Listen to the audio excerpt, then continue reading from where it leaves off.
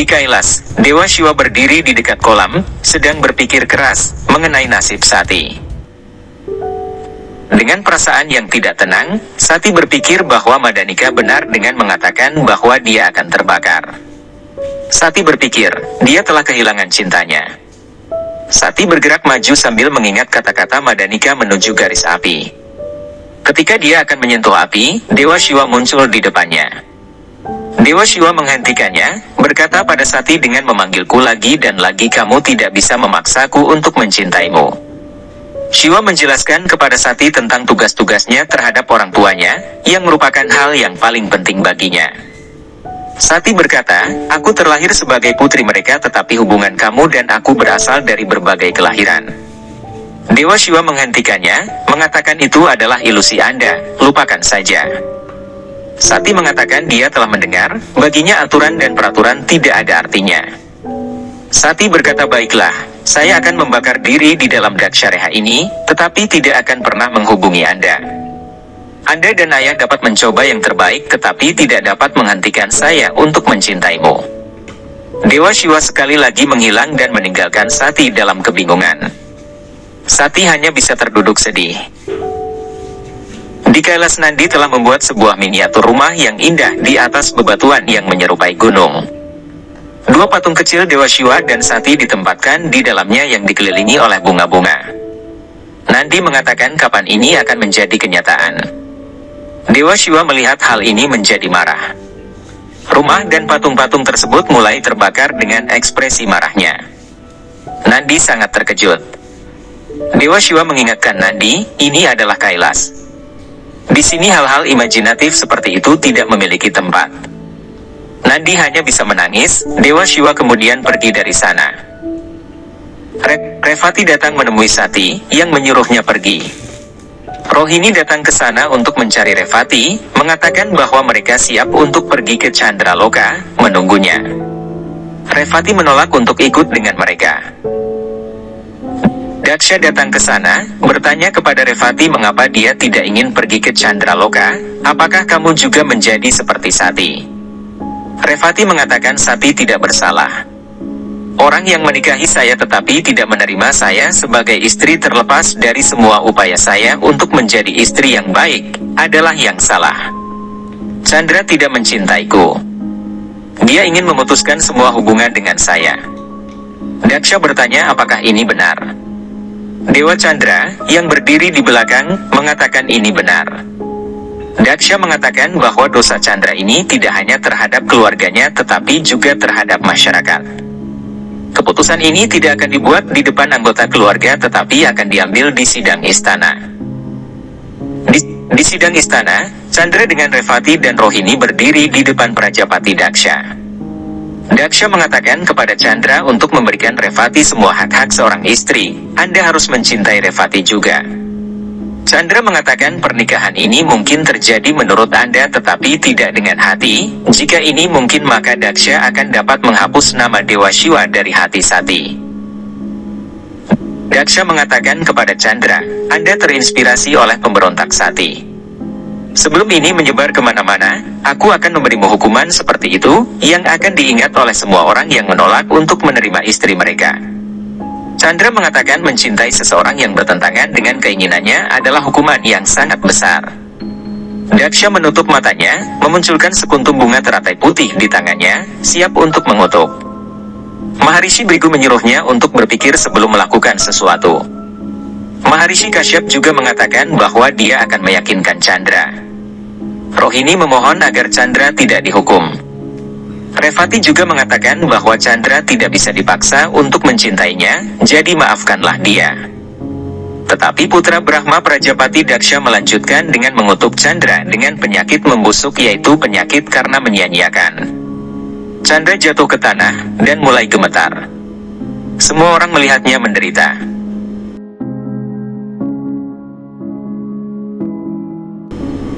Ibu Chandra Anasuya sedang berdoa kepada Shivling Mahadewa. Setelah menyelesaikan puja, dia berbalik, piring puja jatuh dari tangannya. Dia menduga sesuatu yang buruk telah terjadi. Maharishi Atri bertanya padanya apa yang telah terjadi. Mereka melihat di langit bulan mulai menghilang. Anasuya mengatakan sesuatu telah terjadi pada anak kita, Dewa Bulan, Chandra. Mereka harus pergi dan menemuinya.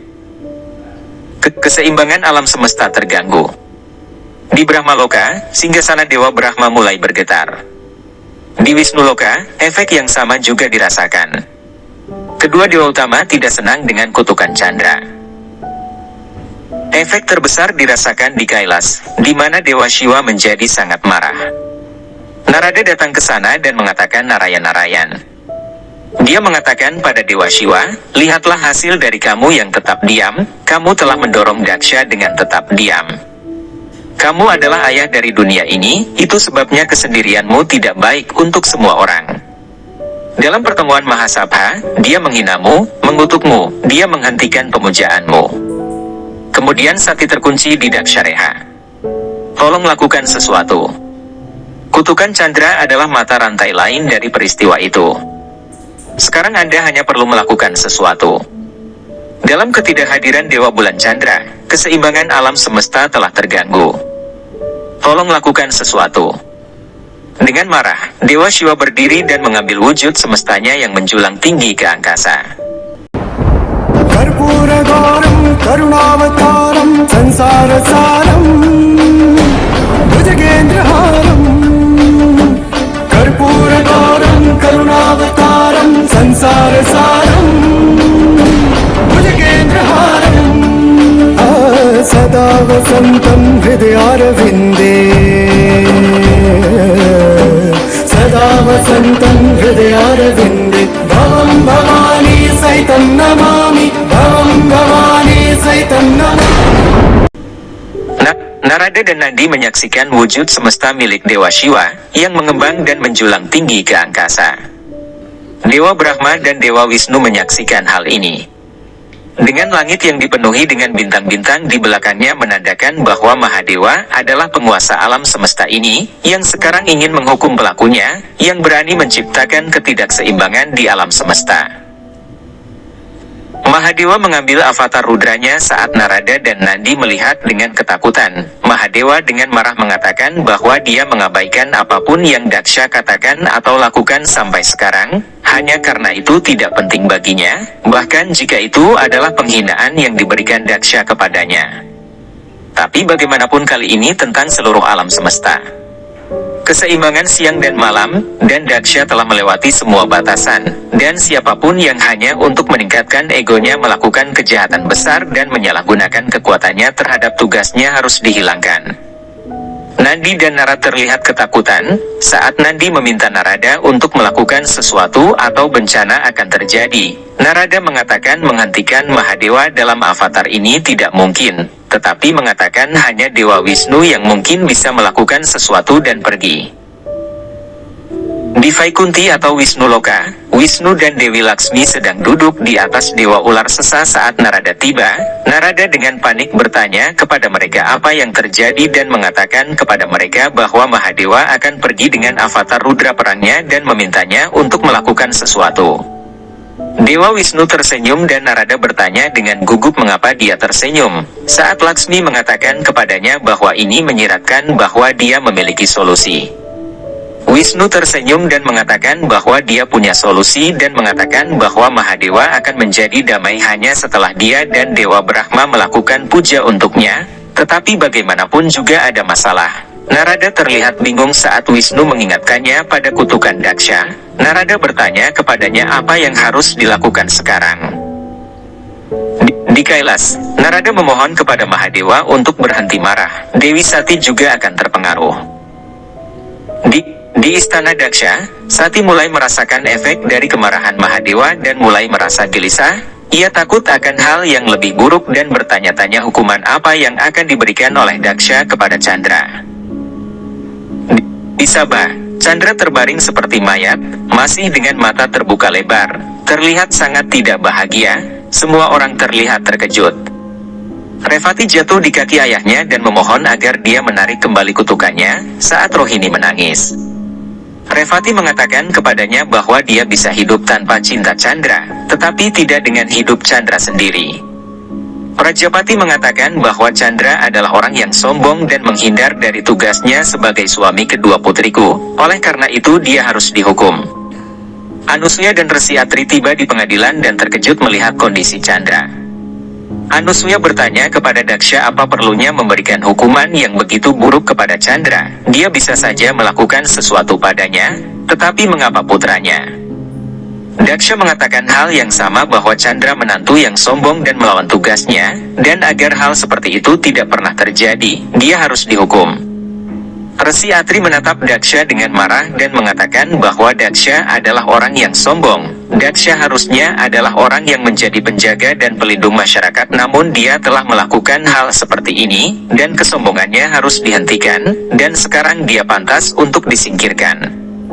Daksha hanya menengadahkan tangan dan pergi dengan Resi Brigu dan Amatya. Karena semua orang terlihat kesal, Anusuya bertanya kepada Atri apakah ada solusi. Resi Kashyap mengatakan ada dan memberitahu mereka tentang mantra Mahamrityunjay, dan mengatakan kepadanya bagaimana Mahadewa memberkati Maharishi Markande yang pernah mengatakan bahwa mantra ini akan menaklukkan kematian, dan membantunya mengalahkan kematian. Anusuya dan Atri sangat senang, tetapi Kashyap mengatakan kepada mereka bahwa belum ada yang mengetahui keberadaannya, sehingga mereka harus bertemu Maharishi tersebut untuk mendapatkannya. Sati masih cemas ketika Prasuti memasuki ruangan, dan bertanya dengan marah apakah dia puas sekarang karena iparnya akan mati. Sati tertegun dan bertanya apa yang terjadi. Prasuti menyalahkan Sati dan mengatakan bahwa pemberontakan Sati terhadap ayahnya membuat Chandra memberontak juga. Prasuti mengatakan kepadanya bahwa dia malu memilikinya sebagai seorang anak perempuan dan pergi. Sati khawatir dan menyentuh batu Rudraksha di lengannya. Dia ingat telah mengatakan kepada Mahadewa bahwa dia tidak akan pernah memanggilnya lagi. Sati memohon pada Mahadewa dan menyuruhnya untuk datang bukan demi dirinya tetapi untuk Chandra. Di Wisnu Loka, Dewa Brahma tiba dan Narada menuduhnya bahwa dengan tidak menghentikan Daksha, Dewa Brahma telah melakukan kesalahan besar. Brahma terlihat kesal dan bertanya kepada Wisnu apakah dia punya solusi. Wisnu, Laksmi, Brahma dan Narada berdiskusi tentang masalah ini. Dan kali ini baik Narada maupun Brahma merasa jengkel dengan perilaku Daksha. Narada mengeluhkan hal yang sama kepada Wisnu. Kita harus menghentikan semua ini, kata Narada dengan cemas. Wisnu memiliki senyum manis di wajahnya.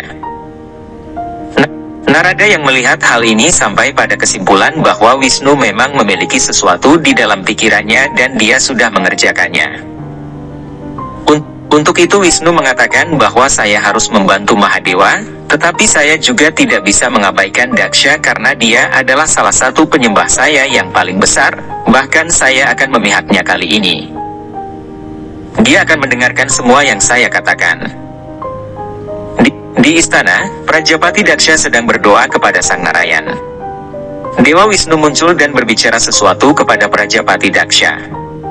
Wisnu menjelaskan ke Prajapati bahwa Sati tidak bersalah dalam hal ini, dan Wisnu menginstruksikan Daksha untuk bertanggung jawab atas ketidakseimbangan alam karena telah menghancurkan bulan milik Dewa Chandra.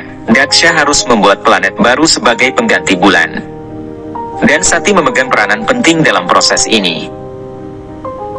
Di kamarnya, Sati berbaring di lantai dikelilingi oleh garis reha Daksha. Daksha sekarang memasuki ruangan dan datanglah Prasuti, Aditi dan Hyati. Sati melihat ayahnya datang dan bangkit. Daksha sekarang mengambil air di tangannya dengan bantuan sepotong kayu dari Kalash dan memercikkannya ke Dakshareha. Sekarang datanglah Rishi Brigu. Saat Daksha memercikkan air pada Reha, cincin api menjadi tenang.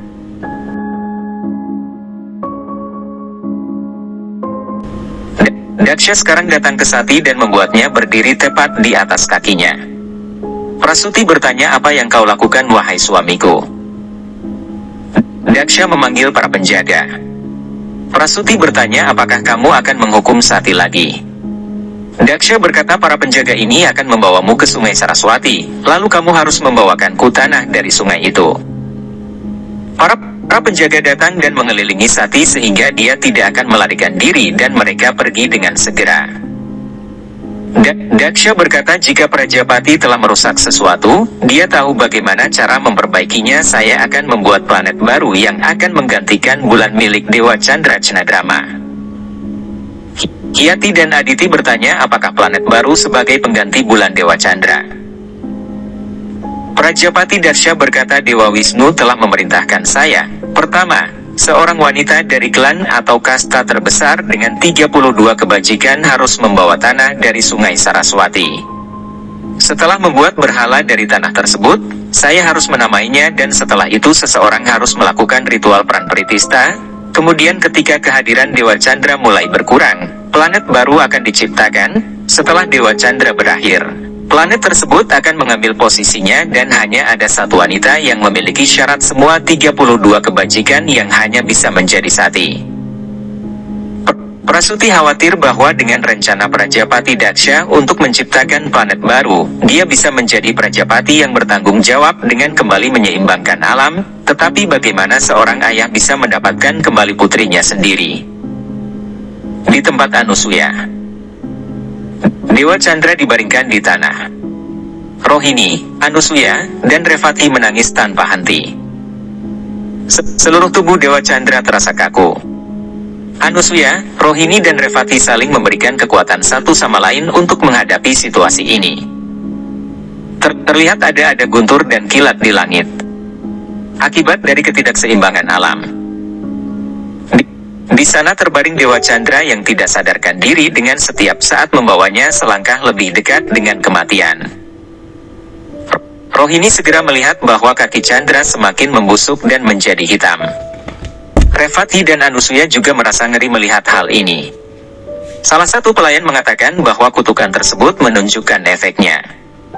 Anusuya kemudian meminta seseorang untuk melihat apakah Rishi Kashyap dan Rishi Atri telah datang dengan membawa mantra Mahamrityunjay dari Rishi Markandaya atau tidak.